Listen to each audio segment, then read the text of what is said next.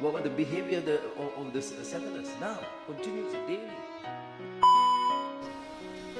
Prime Minister, you are suggesting to leave history behind, but for the Israeli hostages, it's October the 7th is still the present, and for their relatives as well. So based on the conversations you're having with the political leadership of Hamas, what is the nature of your talks now? Hopeful are you that they will be released soon? Also, could you please tell us whether you see what happened on October 7th and the fact that these hostages are still being held as an act of terrorism?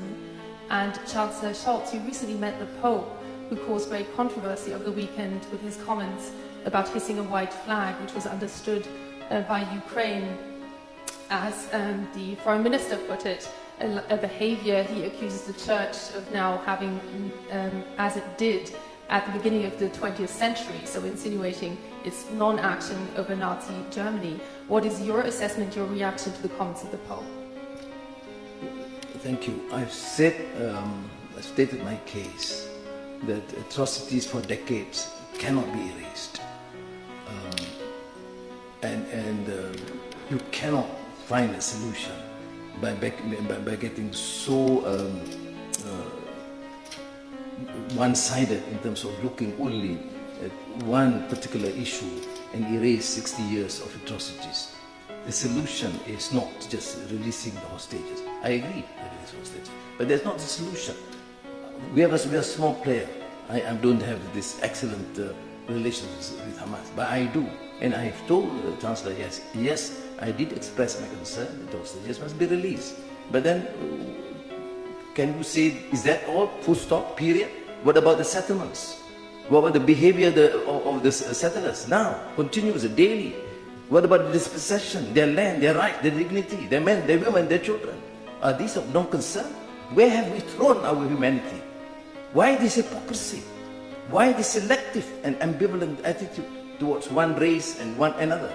Is it because they are colored or they are different religion? These questions are raised because there's a lack of consistency. If you ask me, yes, the solution, yes, two-state solution. Yes, recognize the rights of every single individual, be it a Muslim or a Jew or Christian. I make no myths about it. But I, of course, cannot accept the fact that when you discuss issues, we only confine to one particular incident and one victim, forgetting the thousands and thousands of victims from the Nakba of 1947, 1948.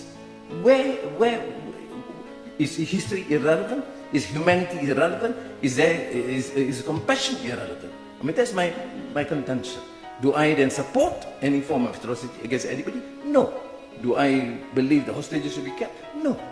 But to use the narrative only in one particular issue is not going to be a solution. You may satisfy some pockets of Muslims or Christians or Germans or Malaysians, but it does not and will not be able to resolve unless we are seen to be just and find an amicable resolution that is fair and just.